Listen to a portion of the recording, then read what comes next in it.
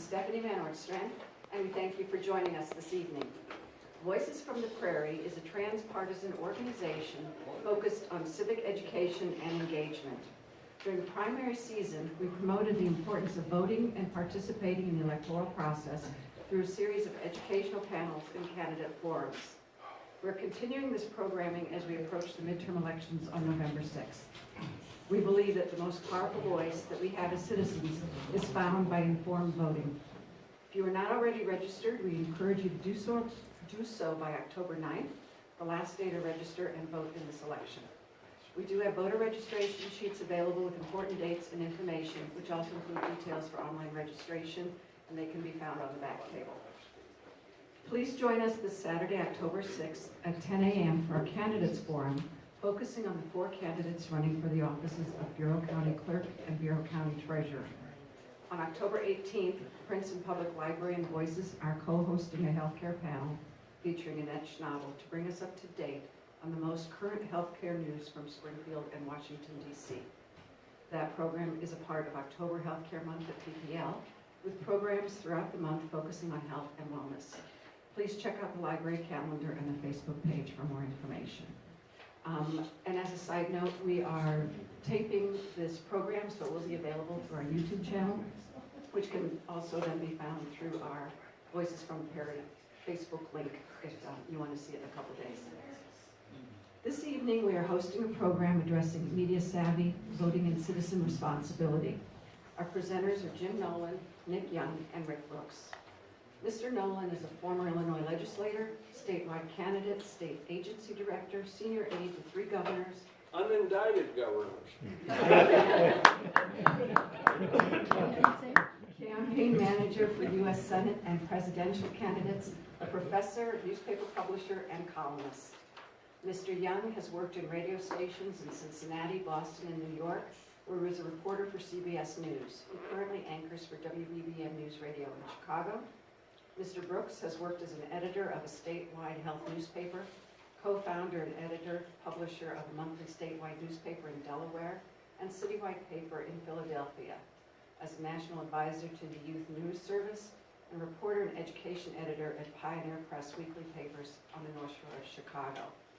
Voices is very pleased to have a panel with so much journalism experience to help explain to us how to sort things out in this age of so much, too much information. Gentlemen? Thank you. I asked if I could go first. I don't think I've ever done that before, but this is an important topic, and I've not really given it a lot of thought. And so I wanted to get to the bedrock and have made some very basic observations here that I hope are helpful to all of us. But first, on a light note, my grandfather was a young printer in 1897 and bought into the Stark County News in little Toulon, Illinois. And in 1907, this squib from the paper came to my attention, and it plays on this a little bit, and it's light. So my grandfather wrote this: a preacher came at a newspaper man this way: you editors do not tell the truth. If you did, you could not live. Your newspapers would be a failure. Now, the editor replied, you are right. And the minister, who will at all times and under all circumstances tell the whole truth about his members, alive or dead, will not occupy his pulpit for more than one Sunday and will be driven out of town. The press and the pulpit go hand in hand with whitewash brushes and pleasant words, magnifying little virtues into big ones. The pulpit, the pen, and the gravestone are the great saint-making triumvirate. And then he closes, as the minister went away looking very thoughtful, while the editor turned to his work and reported on the unsurpassed beauty of the bride, when in fact she was ugly enough to stop a clock with one look. The point is, that was a news story? A news story, yeah, in the Stark County News in 1907. Sorry for all of that, but the point is, there are some, we all tell white lies, and sometimes even editors are probably guilty of that. Now here's my bedrock stuff, and I'll take just 5 minutes with it. The human animal, any animal, lives literally by information. The animal is continually scanning for threats and opportunities. When language came along, that augmented sight and allowed us to extend what we saw to people who hadn't seen it. So words, by their very nature, are representational, interpretive, descriptive. The word ship conjures in each of our minds a ship, but yours is different from mine. Nick's is probably a speedboat and mine's an ocean liner. But the more words we use to refine that ship, the more closely the picture begins to resemble reality. But the reality will never be perfect because words, rather than something one can see, are used and are imperfect. So to help us sense how nearly correct the word pictures are to reality, of necessity, as we lack the time to do so, we rely upon third-party sources to assay the credibility of the wordsmith. We do this based on the superior experience of others we respect, to assess the reliability, the objectivity of the wordsmith. Read is objective. Now, for contrasting example, in the recent primary, Governor Rauner ran an ad about his opponent, the conservative Jeannie Ives, that was totally false. It lacked even a wisp of reality. It said, among other things, Jeannie Ives was the handmaiden of Mike Madigan. Indeed, that was the opposite of the truth. Red is black, according to that ad. Yet most observers, viewers, would have had no reason to know if it were true, slanted, or false. Ditto for other claims in that same ad. So, to me, I was just outraged. But to me and others, to whom I communicated this, Rauner's credibility was not only suspect, but every future statement of his was viewed by me as beyond suspect and likely to be untrue. So, and I'll wrap up here. So credibility and the quality, experience, and respect of those who bestow credibility is critical to assessing the quality and reliability of a writer and a publication. Finally, the human animal again also has a need to reinforce his or her beliefs. After all, he or she invested energy in coming to a belief, which in itself is a tool for understanding the world around us. Thus, we tend towards sources that support, confirm our beliefs, and we are uncomfortable with those that challenge and seek to disconfirm our beliefs. We all, I contend, do this to some extent. The more open a person is, and that's a challenge for all of us, I think, the more willing that person is to absorb and evaluate uncomfortable perspectives. So, credibility and openness are important to media literacy. That is the search for objective understanding. And how do we increase our appetite for openness? We have to discipline ourselves to be willing, from time to time at least, to take a look at those who would challenge our own beliefs. So effort at some bedrock here. Well, that's pretty bedrock. I appreciate that. I didn't have to do that. Can you hear this in the back?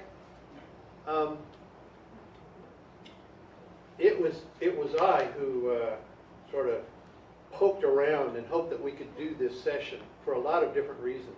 And probably like all of you, I would hope, I found myself reading the paper, listening to the radio, watching television, reading Facebook, looking on the internet, and saying, I can't believe that. But you wouldn't believe what I saw today. And over and over and over again from people across the political spectrum. And it amazes me what people say about what they think or they want us to believe happened. And like you, I was astounded and mad lots of the time. Particularly so because for a while in my fairly unusual career path, I was a teacher and the editor and publisher of a magazine for adolescents, for high school students. And you say, well, nothing special about that. And there really wasn't, except that we started that newspaper because there was a federal desegregation order in the state of Delaware. And the teachers went on strike. And everybody had a voice in what was being done and not being done, except for the students. And a lot of people found that no problem. But the students found it not satisfactory. And we wanted to give them a voice. So to make a long story short, it was my job to help adolescents learn to be competent journalists while still being adolescents, which was an impossible task. Because they wanted to express their anger in the stories that they wrote. And my job was to help them learn what is journalism about. And it was very exciting. We had students, two of them went to Harvard Law School, one became the first African-American trustee of Princeton University. One at the age of 14 was a plumbing student in a vocational school. He wrote an essay that was so good. I told him, I'm going to give this back to you because I'm not your English teacher, I'm your editor. Go and fix it. And he fixed it, he changed 2 words, gave it back to me, and it became the My Turn column in Newsweek magazine. He was 14 years old. He was a brilliant writer. And there were just hundreds of stories like that. So for me, this notion of what is the role of journalism is a much broader question. And that is, how do we look for and find and interpret information that we are exposed to in the world? I have a background as an anthropologist, and you want to say, well, how did you come to understand that? Or what matters to you? What do you trust? Who do you trust? And it came to me that one of the things that's missing in much of American education is media literacy. Media literacy. Understanding where we get information and the form that that information takes, what we believe, what we don't believe, and what we do with it. So anyway, I could go on for a long time on this, but what I found was that what we all thought was pretty simple, straightforward, the news and opinion is getting more and more difficult to deal with. So I looked for some principles and became interested in media literacy and news literacy. Came across this, for example, from the School of Journalism at the University of Missouri. And let's see, Robert McCormick Foundation, you're familiar with that. 6 principles of news literacy. Number 1, free expression is the foundation, the cornerstone of democracy. And it talks about the First Amendment. We talked about the importance of ideas flourishing. Disagreement is important, and coming to some common understandings about what we believe in and what represents the law and our understandings of cultural and social relationships and so on. Number 2, this is what is most important. Discerning fact from opinion is a basic skill and obligation. Discerning fact from opinion. And there's one line that I remember from my college education, and it was from a sociology professor, his definition of a fact. And it's useful as we discuss this tonight.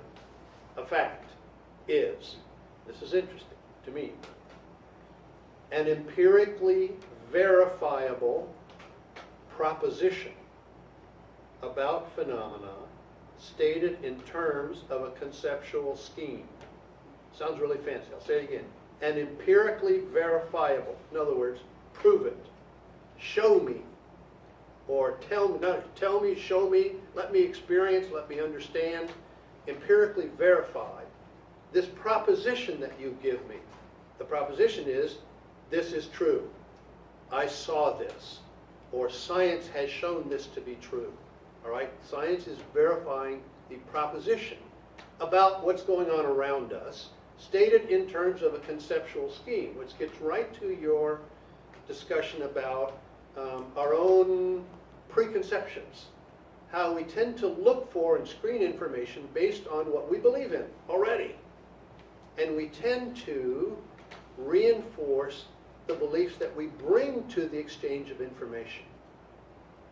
So, there are other parts of the principles of news literacy, and I'll give you quickly descriptions of them.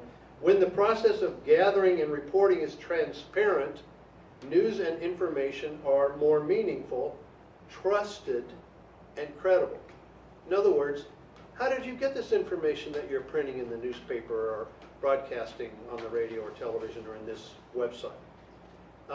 Number 4, effective communication of news and information requires synthesis of multiple sources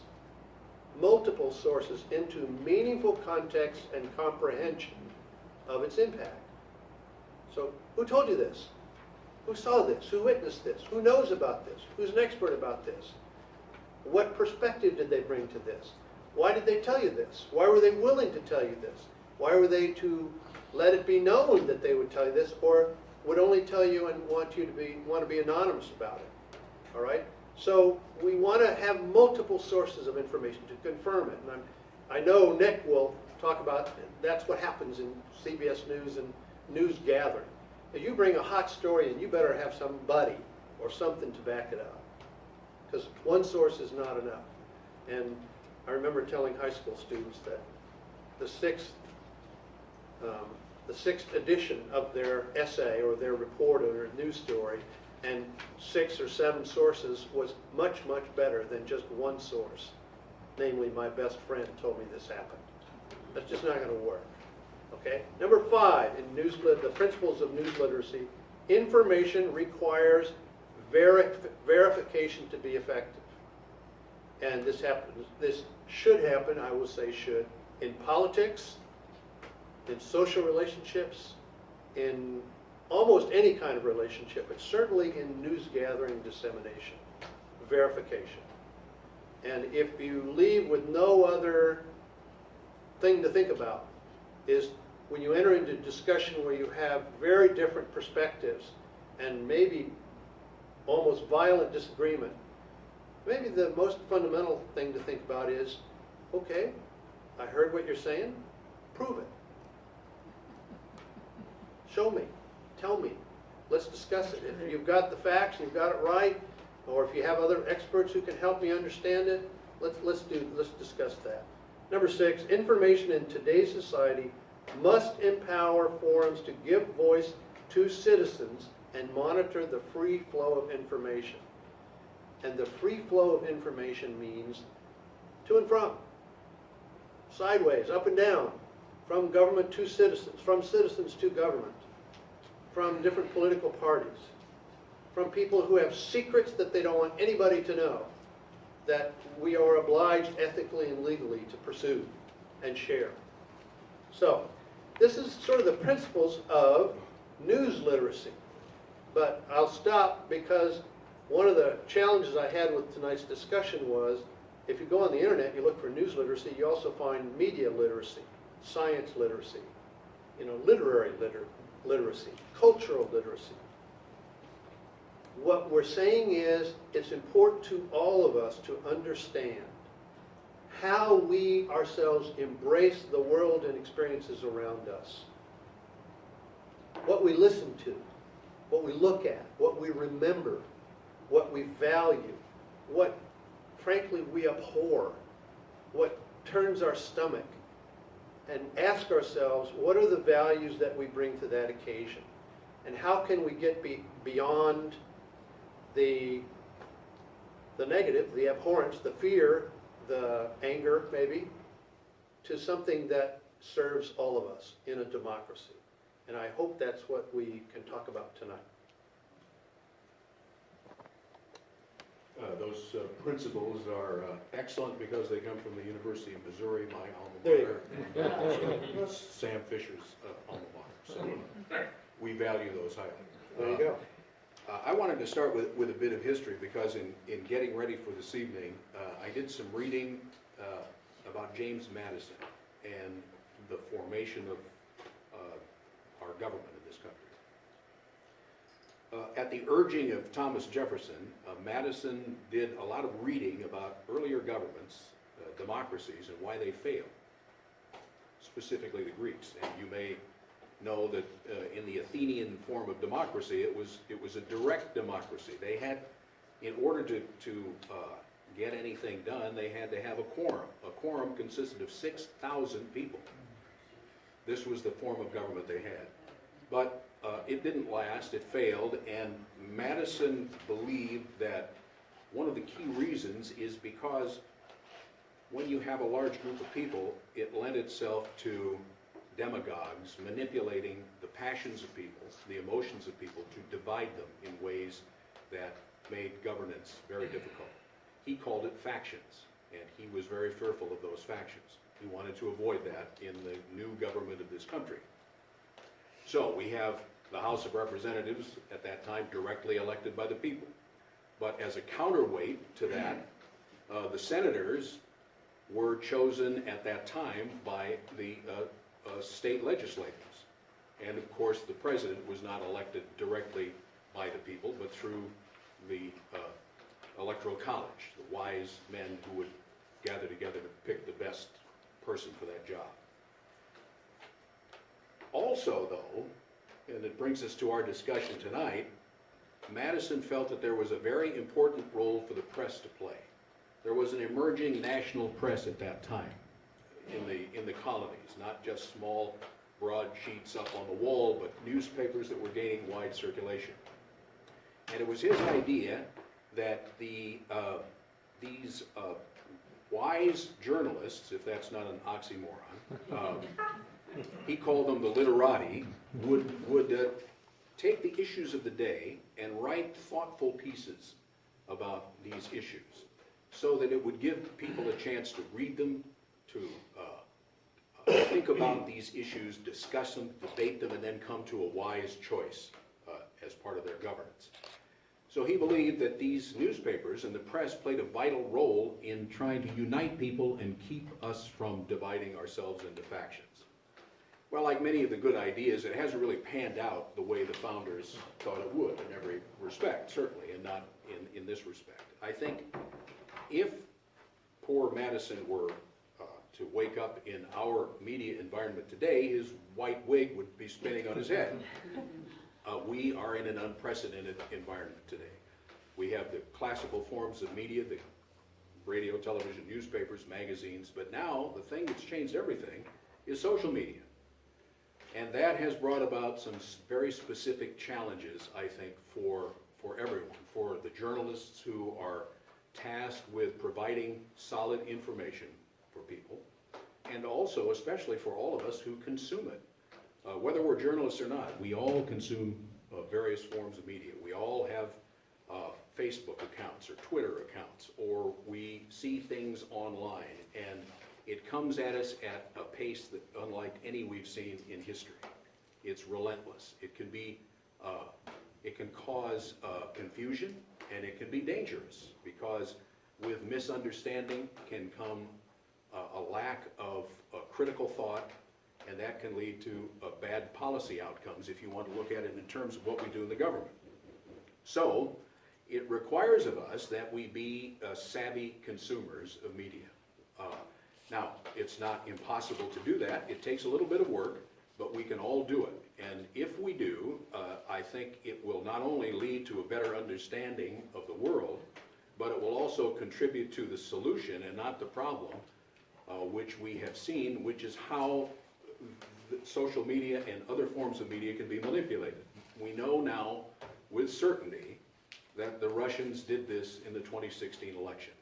They had ways that flooded the internet with messages on both sides of the spectrum designed to influence the outcome of the election. Now, you can say, how do we know it changed a vote? Well, they may not have changed any votes in the voting machines themselves, but by influencing opinion, by pushing opinion in one direction or another, or even causing enough confusion, it can lead to outcomes that they perceive would be favorable to them, even if it was just through the disruption of our society.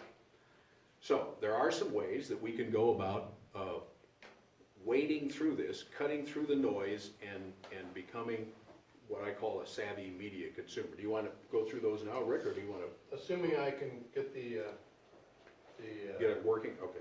to work, yeah. All right, the first step is this is basic journalism 101. Every young reporter knows this, and that is hone your sense of skepticism.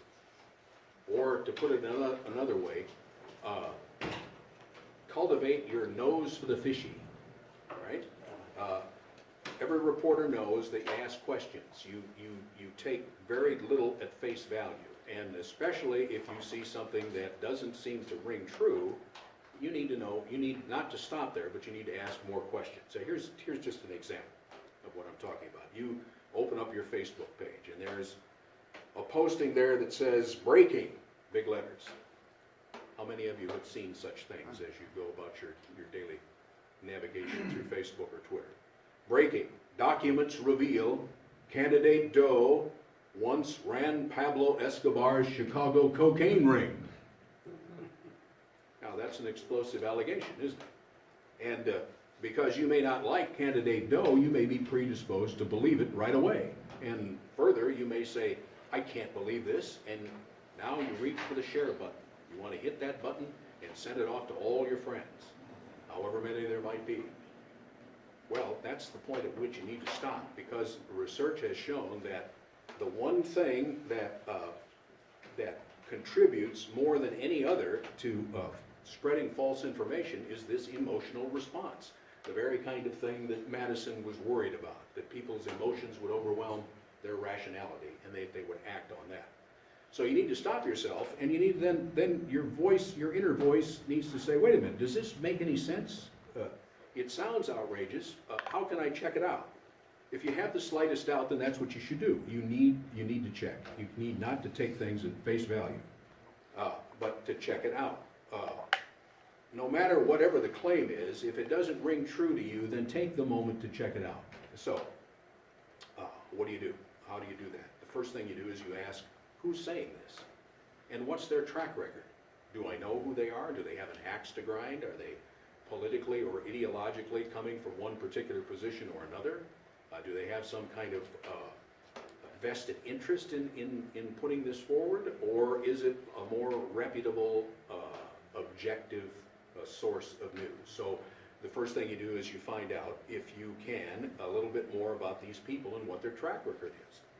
This is no different than when we go about our daily lives, or we go to a doctor, or if we go to a lawyer, or if we go to an auto mechanic. I mean, the only thing that we can base our judgments on are the reputation of those people that we encounter every day and do business with every day. And if they're reliable, and if they're proven, then we can trust them. If they don't earn that trust, then we know we need to stay away from them. And chances are they're probably not going to be in business very long if that's the way they behave. And the same is true for news organizations, because the one thing you can do is to try and find out if this outrageous post, what seems to be outrageous to you, is being reported by anybody else. Does any reputable news organization have this story?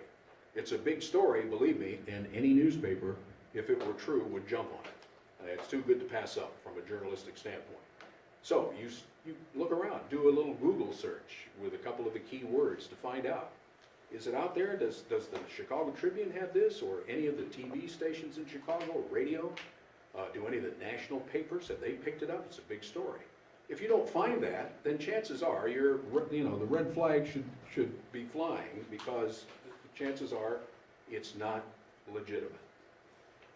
If you find that it's corroborated by other legitimate news sources, then you can put more faith in it as being probably true.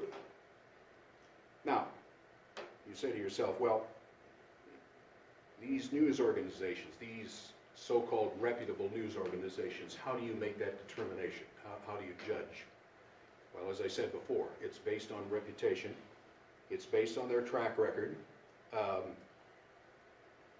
Any media organization, any news organization has built up over the years, if they're credible, they build up a reputation for truthfulness, for getting the story right most of the time. Now remember, these are human endeavors, and so they are not perfect. They will make mistakes. They make mistakes all the time. But if they're legitimate, they're going to own up to the mistakes, and they're going to correct them and try and see to it that they don't happen again. There's a reason why newspapers, reporters win Pulitzer Prizes and Peabody Awards and Edward R. Murrow Awards, and that's because of the quality of their work. They establish themselves over time. Their credibility is all they've got to bring to you, saying, here is what I'm telling you, and if I have cried wolf too many times, if I've belied that, or if I've belied their trust, then I don't deserve you believing in me. You need to understand, however, and every journalist I know does, that they're only as good as their last story. They have to continue to earn the trust, story after story after story. That's the way it works in the world. Now, the other thing is, just to wrap up this part of it, as you go about trying to check this stuff out, there are websites and organizations that specialize in fact-checking, and please use them because they're good. There are reputable newspapers and news organizations like the Associated Press have their own fact-checking units, but there are websites like PolitiFact and also Snopes, and there's another one that's a very good one that Fact check, probably. Yeah, well, there are a number of them, and we'll have links to those if you're not familiar with them, but by all means, use them in trying to gain a better understanding of what you're saying is true. So through this process, and again, it takes a little bit of time, but as you become familiar with it, as you get into the rhythm of it, you'll find that it becomes easier and quicker to do it all the time. And you will hone your sense of skepticism, you'll develop your nose for the fishy, and so you'll be a much more, I think, informed and savvy consumer of information. You'll be able to cut through the noise and arrive at something that is true, that you can rely on as you go forward. But make sure that as you go about it, you trust the source. The source is everything. You know, if you nail down the quality of the source, then that goes a long way to winning the battle. And as I say, becoming an informed part of the solution and not a continuing part of the problem in our world, which is the dissemination of a lot of garbage. Yeah, I think one of the points that we all have come to learn in our own way was when I mentioned about trying to teach young journalists that whatever they write and whatever they find out, if it goes in print, they have to be accountable for it. Someone's going to see it. That's the whole point. And so it has to be as correct as they can possibly make it. And you don't want to risk your ability to be a journalist, to be a sharer of information by not doing your homework. So just as we hold politicians and government officials accountable, we need to hold ourselves as media personalities and consumers accountable. So I keep coming back to the, if you hear or see something that you're not sure of or you wonder about, what was the term that you used? You've got to have, you've got to be skeptical for starters. You have to have you have to have a nose for the fishy. Yeah, and ask does it the question. smell? Does it pass the smell test? Yeah, the smell test. And you say, is this true? Is this right? Could this be true? I better find out. Where does this come from? Where do you suppose this story came from, and why are they telling me this? and you begin to check 3 or 4 different places to find out. Well, and I will say, from a journalistic standpoint too, no newsroom and no reporter, no editor wants to put it out there, something that's wrong, that's demonstrably wrong, that's shown to be wrong, because in the eyes of their fellow journalists, now they have been dealt the blow too. And Yeah. some of our harshest critics are our fellow journalists. It's in a large measure is self-regulating in that sense. You want to get it right. For number one, for your news consumers, but I mean, again, you don't want to be downgraded in the eyes of the other journalists. I mean, I worked for CBS News for 20 years. Other news organizations relied on what we said in basing some of their own reporting. If CBS says it, well, that carried a lot of weight, and hopefully it still does. I will tell you an anecdote, though, that not long ago, I haven't worked for the network now for a number of years directly, but I certainly keep in touch with my colleagues, and there was an incident some months ago in which one of the correspondents reported inaccurately on the air that someone had died. He had not died. He was the correspondent was suspended for a week immediately. That's just one repercussion. I can mention others, but again, the idea is you got to have, you need to have it nailed down. If it's not nailed down, don't put it on the air. Don't put it in the newspaper. Sources are everything. One source, no. 2 sources, fine. If you have 6, 10 sources, you're pretty much golden. I mean, in that sense, because you have that kind of corroboration, cross-checking that you can do, which is invaluable in trying to maintain, differentiate between what's fact and what's not. Yeah, for what it's worth, I checked out the Society of Professional Journalists Code of Ethics, and Sam or Jim or any of you in the audience want to talk a little bit about this. There are very, very clear and strong norms for behavior on what's appropriate and what's professional if you're a journalist, if you are a news reporter. Now, the interesting part comes to how much do they pertain to people who just have opinions. I don't mean just have opinions, but they are in the opinion section of the newspaper. And to what extent are they subject to the same ethical standards? This isn't just empty writing. It means a lot.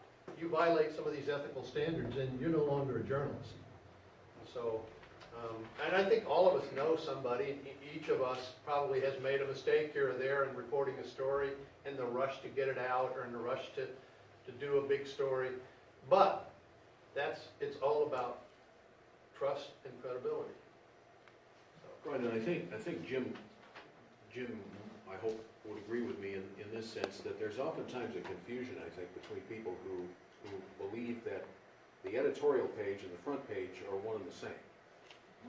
You can have, it's not the case. I mean, in our form of journalism in America, the editorial page states the opinions of the publishers of the paper and reflects other opinions that are that are published there. The front page is for the news. The front page is for reportage, and not opinion.